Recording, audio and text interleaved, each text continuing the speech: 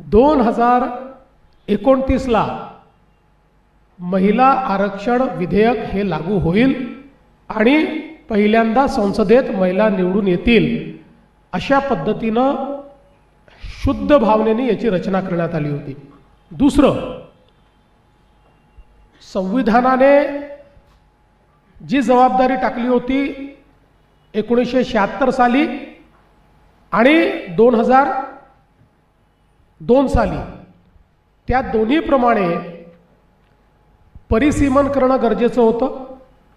23 प्रमाणे परिसीमन गरजेचं होतं आणि महत्त्वाचं की संख्या वाढ ही 2000 साली अपेक्षित होती, पण 2000 साली ती आपण 2022 नंतर नेली। आणि त्याचं कारण काय होतं तर प्रत्येक वेळी दक्षिणेतली राज्य ही ऑब्जेक्शन घ्यायची की आम्ही पॉप्युलेशन कंट्रोल केला त्यामुळे आमच्यावर अन्याय होईल, आणि म्हणून त्याही संदर्भात एक अत्यंत महत्त्वाचा निर्णय हा या डिलिमिटेशनमध्ये घेण्यात आला। आणि तो निर्णय असा घेण्यात आला की त्या राज्यांमध्येच जितक्या लोकसभेच्या आणि जितक्या विधानसभेच्या जागा आहेत त्याच्यात 50% वाढ होईल।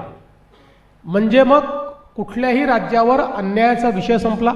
उलट दक्षिणेच्या राज्यांचा जर आपण विचार केला तर आता देशाच्या लोकसभेत दक्षिणेतनं 23.76% खासदार येतात, ते प्रमाण 23.87% झालं असतं।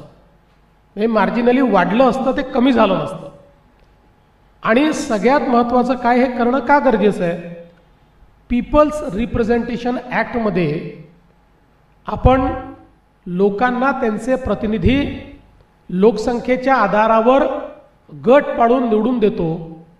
ज्यावेळी भारताच्या लोकसभेमध्ये 242 + 1 243 जागा, 542 + 1 543 जागा, ज्यावेळी 543 जागा भारताच्या संसदेत असतील असं 1971 मध्ये ठरलं, त्यावेळी भारताची लोकसंख्या होती 45 कोटी। आणि म्हणून अतिशय विन विन फॉर्म्युला आपण काढला। सगळ्यांचं मत होतं जागा वाढल्या पाहिजेत, पण नॉर्थ साऊथ डिवाइड होईल। नॉर्थ साऊथ डिवाइड ही पूर्णपणे त्या ठिकाणी मोदीजींनी अवॉइड केली, सगळ्यांना समान संधी दिली आणि लेवल प्लेइंग फील्डवर आणून अशा पद्धतीचा निर्णय हा मोदीजींनी घेतला होता।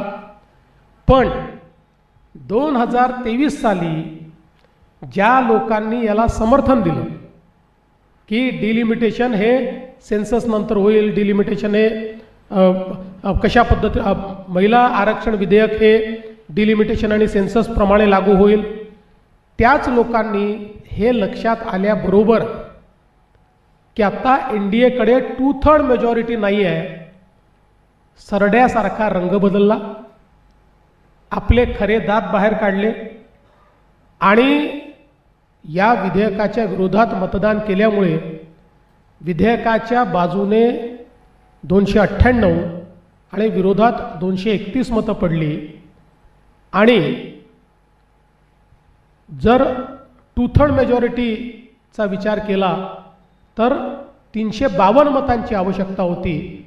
त्यामुळे मेजॉरिटी मिळाली पण 2/3 मेजॉरिटी मिळाली नाही आणि हे विधेयक या ठिकाणी मंजूर होऊ शकलेलं नाही। याचा परिणाम काय आहे? याचा परिणाम असा आहे की लोकशाहीमध्ये महिलांच्या सहभागितेचा मृत्यू झालेला आहे, त्याची हत्या झालेली आहे आणि त्याचे हत्यारे हे सगळे विरोधी पक्ष आहेत की ज्यांनी या सर्व आमच्या नारी शक्तीचा मोठा अपमान केला आहे।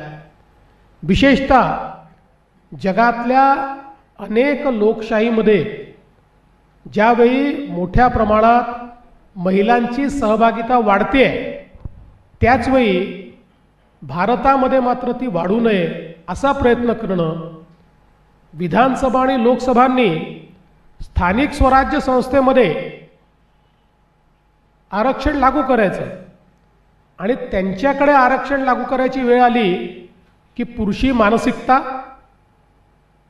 रिग्रेसिव्ह मानसिकता ही समोर आणत दरवेळी ते हाणून पाडायचं।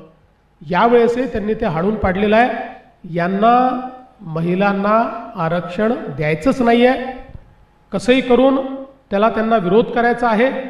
आणि याचा दुसरा परिणाम काय झाला, केवळ महिला नाही तर ज्यावेळी या जागा वाढल्या असत्या त्यावेळी अनुसूचित जाती आणि अनुसूचित जमातीच्या जागा देखील वाढल्या असत्या। त्याही जागा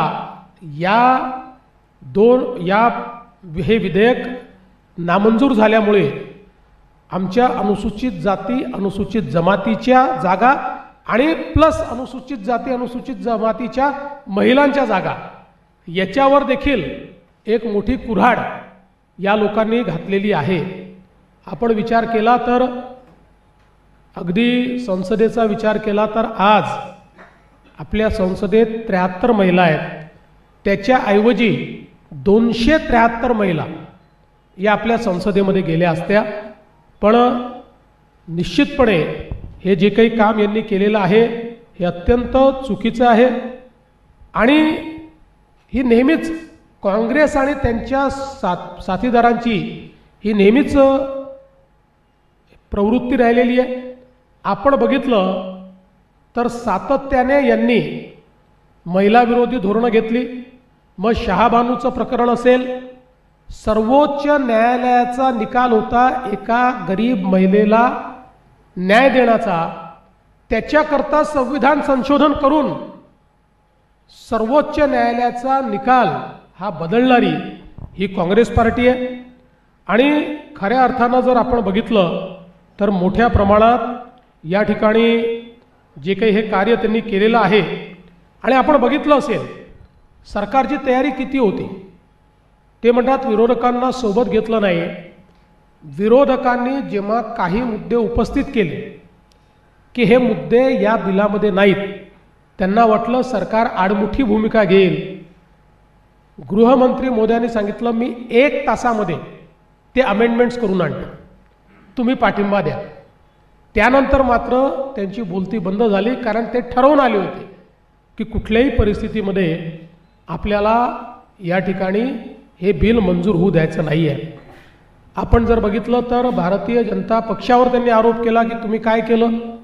मला सांगताना आनंद वाटतो, राजस्थानच्या पहिल्या महिला मुख्यमंत्री वसुंधरा राजे, मध्य प्रदेशच्या पहिल्या महिला मुख्यमंत्री उमा भारती, दिल्लीच्या पहिल्या महिला मुख्यमंत्री सुषमा स्वराज, गुजरातमध्ये पहिल्या महिला मुख्यमंत्री आनंदीबेन पटेल या भारतीय जनता पक्षाच्या काळात झालेल्या आहेत, त्या भारतीय जनता पक्षाच्या नेत्या होत्या। त्यामुळे आपण जर बघितलं तर त्यापूर्वी वर्षानुवर्ष या राज्यांमध्ये काँग्रेसचं राज्य होतं, पण एकाही महिलेला त्यांनी कधी मुख्यमंत्री बनवू दिलं नाही। म्हणून आज एक गोष्ट निश्चित आहे की हे जे पक्ष आहेत यांच्याकडे कुठलाही प्रतिवाद नाही। मी तर आज त्यांना ओपन चॅलेंज देतो, ओपन चॅलेंज, की माझ्या स्तरातल्या कुठल्याही त्यांच्या नेत्यांनी माझ्यासोबत महिला विधेयकाच्या संदर्भात ओपन डिबेट करावी। ओपन डिबेट की याच्यामध्ये काय चूक आहे, या पद्धतीत काय चूक आहे, याच्यावर ओपन डिबेट करावी। ते करणार नाहीत, करू शकत नाहीत। केवळ मुजोरी करायची आणि पळून जायचं, हे जे काही यांनी सुरू केलेलं आहे याच्या विरुद्ध देशभरात आणि महाराष्ट्रात आता महिलांचं एकत्रीकरण आम्ही करणार आहोत। आम्ही हे ठरवलंय की अशा पद्धतीनं जर महिलांच्या अधिकाराची भ्रूण हत्या होत असेल तर त्याच्या विरुद्ध लोकशाहीमध्ये जनमताचा रेटा ज्या दिवशी लक्षात येईल की आता महिलांना आपण तोंड दाखवू शकत नाही, महिलांना उत्तर देऊ शकत नाही, त्या दिवशी ही सर्व पक्ष वटणीवर येतील आणि महिला आरक्षण विधेयकाला ही मान्यता देतील। आणि म्हणून आम्ही महायुतीतले सगळे पक्ष आपापल्या परीने या संदर्भात जनमत एकत्रित करण्याचं काम करू, महिलांना संघटित करण्याचं काम करू। महाराष्ट्रातनं 1 कोटी महिलांच्या सह्या या आम्ही गोळा करणार आहोत या बिलाच्या समर्थनार्थ, त्यासोबत तालुका स्तरापर्यंत मोठ्या प्रमाणात जनजागृती करणार आहोत। उद्या भारतीय जनता पक्षाने एक या संदर्भातला मेळावा बोलवलेला आहे। आमच्या मित्रांना देखील आम्ही तिथे निमंत्रित करू।